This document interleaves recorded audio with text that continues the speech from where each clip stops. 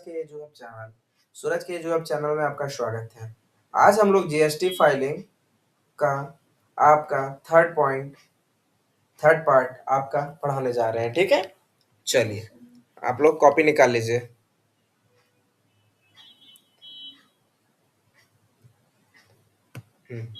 देखिए हम लोग यहाँ तक पढ़ चुके थे। यहाँ तक में कोई दिक्कत ऑल डीलर स्मॉल डीलर में? नो सर, 4 टॉपिक उस दिन हुआ था सर। हाँ, चलिए आज हम लोग पढ़ते हैं 5 से लेकर के 7 तक या जहाँ तक होगा, क्योंकि वीडियो बहुत लंबा लंबा हो जा रहा है। ठीक है, इस वजह से मैं हटा रहा हूँ। चलिए सबसे पहले 5वां पॉइंट्स, मेंटेन ऑल बुक्स। अगर आप रेगुलर में रजिस्टर्ड हो तो आप क्या मेंटेन कर सकते हो? सारे बुक्स को मेंटेन कर सकते हैं। और अगर आप कंपोजिशन में हो तो क्या मेंटेन कर सकते हो? सिर्फ और सिर्फ सेल सेल्स पे कर सकते हो। ठीक है, अब आया 6 पॉइंट्स में सप्लाई। अब देखिए हम लोग क्या करेंगे, सामान को सप्लाई करते हैं, परचेस करते हैं, सेल करते हैं। मान के चलिए परचेस किए हैं हैदराबाद से और आसनसोल में जाके बेचे तो सप्लाई किए ना जी। चलिए ठीक है, अगर आप रेगुलर में जीएसटी में रजिस्टर्ड हो, ठीक है, तो आप परचेस और sale of goods and service, one second, हाँ, अगर आप सप्लाई करते हो और रेगुलर जीएसटी में अगर रजिस्टर्ड हो तो इंट्रा स्टेट सप्लाई और इंटर स्टेट में आपको तो पहले से पता है कि अभी भी डाउट है? नहीं ना, इंट्रा स्टेट वो होता है जैसे कि झारखंड से खरीदे हैं, झारखंड में ही बेचना है। ठीक है, और इंटर स्टेट यानी झारखंड से खरीद रहे हैं, वेस्ट बंगाल में बेच रहे हैं। ठीक है, अगर आप सप्लाई करते हो, if we are registered in regular, अगर हम लोग रजिस्टर्ड है कहाँ पे? रेगुलर में, then we purchase and sale of goods and service, यानी कि हम लोग क्या कर सकते हैं? Purchase and sale of goods कर सकते हैं और सर्विस भी आप जाके दे सकते हो। ठीक है, और उसके बाद इंटर इंटर स्टेट में क्या है? If we are registered in regular, अगर आप रजिस्टर्ड हो कहाँ पे? रेगुलर में, तो आप क्या कर सकते हो? इसका भी purchase and sale of goods and service आप इस ये भी कर सकते हो। मतलब अगर आप रेगुलर में हो, इंट्रा और इंटर दोनों में दोनों कुछ कर सकते हैं। अब आते हैं कंपोजिशन में, अगर आप रजिस्टर्ड हो कंपोजिशन में तो आप क्या कर सकते हो? Purchase cell of goods and service, आपका इसमें भी सेम है। इंटर स्टेट सप्लाई में क्या होगा? Inter state, if you are registered in composition then we purchase only of goods and service, यानी कि अगर आप इंटर स्टेट में हो, यानी कि सप्लाई भेजना है, तो आप भेज सकते हो क्या? नहीं। क्यों? क्योंकि यहाँ पे सेल करने का मौका आपको क्या कर रहा है? नहीं दे रहा है ना, दे रहा है। अगर आप रजिस्टर्ड हो कंपोजिशन में तो आप परचेस कर सकते हो, यानी कि हम झारखंड का कंपनी है, मैं बंगाल से खरीद सकता हूँ, लेकिन हैदराबाद में जाके बेच नहीं सकता हूँ। ठीक है, कहाँ पे? कब? जब कंपोजिशन में आप रहिएगा तब। ठीक है, तो अगर हम झारखंड में खरीद के क्या कहते हैं, दूसरा जगह नहीं बेच सकते? नहीं नहीं बेच सकते हैं। काहे सर? क्या बोला था मैंने आपको? रेगुलर में ऑल डीलर्स, कंपोजिशन में स्मॉल डीलर्स। तो अगर आप दूसरे स्टेट्स को सप्लाई कीजिएगा तो आप स्मॉल डीलर कहाँ से हुए? आप स्मॉल डीलर है ना जी। जी सर। तो आप स्मॉल डीलर हो तो आप बाहर सप्लाई कैसे कर ले रहे हो? तब तो आप बड़े डीलर हैं। हो सकता है सर वो सामान उधर का जगह पे ना मिलता हो, केवल इसी जगह पे मिलता नहीं तो फिर आपको रेगुलर में जाके रजिस्टर्ड करना होगा। हो। तो मेरा उतना एनुअल इनकम नहीं होता। एनुअल इनकम से मतलब ही नहीं है ना। अगर आप करना चाहते हो, यहाँ पे क्या बोला आपको कि आपको रजिस्टर करने के लिए 1.5 करोड़ से ज्यादा या कम या इक्वल टू होना चाहिए। लेकिन अगर आपको नीड है और 1.5 करोड़ से कम है तो भी आप करवा सकते हो। तो यहाँ पे नीड वाला बात समझ में आ गया कि आपको नीड क्यों पड़ रहा है रेगुलर का?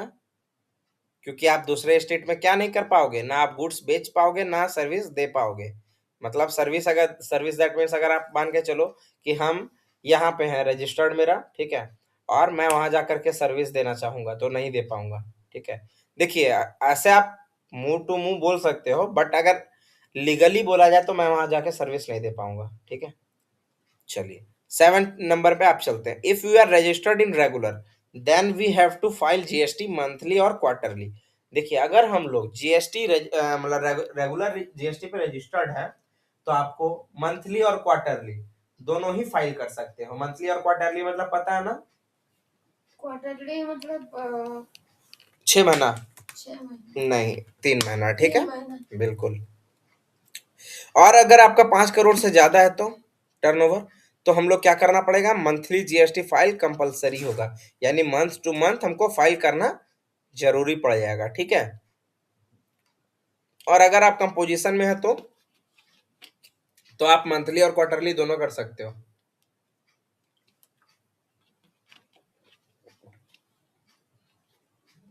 क्या हुआ, कोई डाउट?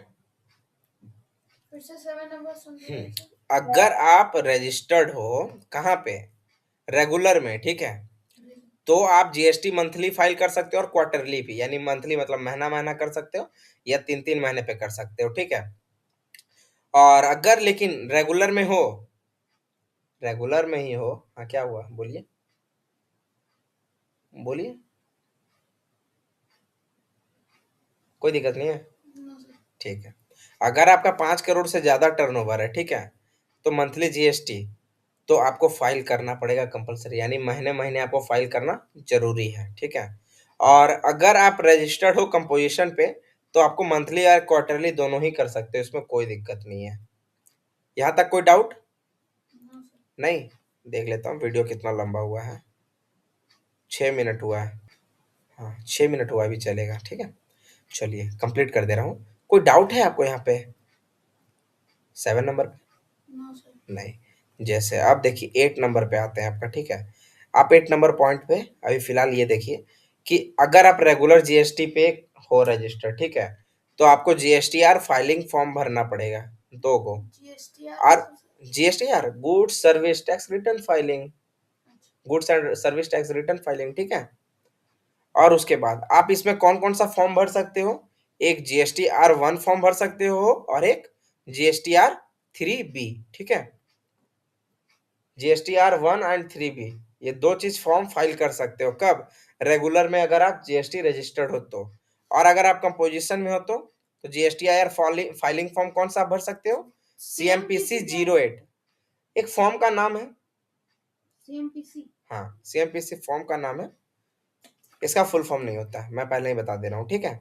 अच्छा एक बात बताइए, अगर आप ई कॉमर्स बिजनेस पे हो, ठीक है, तो आपको कहाँ पे होना जरूरी है, रेगुलर जीएसटी में रजिस्ट्रेशन करवाना जरूरी है, ठीक है। अगर आप ई कॉमर्स बिजनेस रन कर रहे हो तो वहां पे आपको रजिस्टर्ड कहाँ करवाना होगा, रेगुलर में, और ये कंपलसरी। कंपलसरी है। और अगर तुमको क्या चाहिए, अगर, और कंपोजिशन में क्या बोल रहा है, if we are in e commerce, अगर आप ई कॉमर्स बिजनेस में हो तो फिर आप कंपोजिशन में रजिस्टर्ड नहीं करवा सकते हो, ठीक है। अब इसमें से कुछ सवाल आपको पूछना है, जीएसटी फाइलिंग यहाँ पे आपका मतलब सॉरी जीएसटी का जो है, क्यों क्यों सर, हमें ई कॉमर्स अगर बिजनेस पे चला रहा है तो क्या है, रेगुलर में ही रह सकते हैं ई कॉमर्स में, कंपोजिशन में क्यों नहीं? देखिए इधर आइए, come if we are registered in composition then we purchase only of goods and service. अच्छा, सेल नहीं कर सकते? नहीं सेल नहीं कर सक रहे हो। अच्छा एक बात बताइए, ई कॉमर्स में आप रहिएगा तो क्या आप सिर्फ अपना ही क्या चाहिए एरिया में बेचना चाहोगे, नो सर। नहीं ना, तो इस वजह से, ठीक है। और अगर आप रजिस्टर्ड हो रेगुलर में तो आप परचेस और sales of goods and service दोनों कर सकते ई हो। कॉमर्स मतलब सर? ई कॉमर्स जैसे फ्लिपकार्ट, amazon, शॉप्सी, मीशो, अभी तो मीशो ट्रेंड पे है पूरा। और कुछ सवाल नो सर। नहीं? तो आज का क्लास यहीं पे समाप्त करें या और कोई सवाल है? नो सर, और तो कुछ सवाल? कोई डाउट नहीं है ना? No sir. मैं आपसे एक सवाल पूछूं, पूछिए सर। जीएसटी कब लागू हुआ था? 2000 पिछला क्लास मैंने बताया था, जब रिवीजन हो रहा था तब। 2017 में सर। 2017 कितना, कब? मैं भी शायद जुलाई में। 1 जुलाई 2017, ठीक है, आपको हुआ था। और कुछ नो सर। नहीं? जीएसटी के कितने कंपोनेंट्स हैं, 4 सर। कौन कौन से? आईजीएसटी, एसजीएसटी, सीजीएसटी और यूटी जीएसटी? और यूटी, यूनियन टेरिटरी। जी ठीक है, तो ये 4 कंपोनेंट्स होते हैं। टैक्स कितने प्रकार के होते हैं, 2। कौन कौन से? Direct, indirect. डायरेक्ट का example direct example income tax. और इनडायरेक्ट का? कोई परचेस, कुछ सामान खरीदे जैसे होलसेलर रिटेलर टाइप। मतलब जिस पे शिफ्ट हो सकता है, हाँ। किसी एक पे मतलब असर ना पड़े, ठीक है, वो इनडायरेक्ट हो गया। चलिए, तो आज का क्लास आपका यहीं पे समाप्त कर रहा हूँ। आप लोग इसका नोट्स लेना है तो फिर से ले लीजिए, मैं ऑन कर दे रहा हूँ एक बार। कहाँ, 4 तक किए थे ना? हाँ सर। हाँ, तो ठीक है, चलिए आप लोग इसका स्क्रीनशॉट ले सकते हो। एक सेकेंड, हाँ ठीक है, ले लीजिए फिर मैं बस। थैंक यू सो मच, आज का क्लास यहीं समाप्त होता है। आप लोग इसी तरह वीडियो पे बने रहें।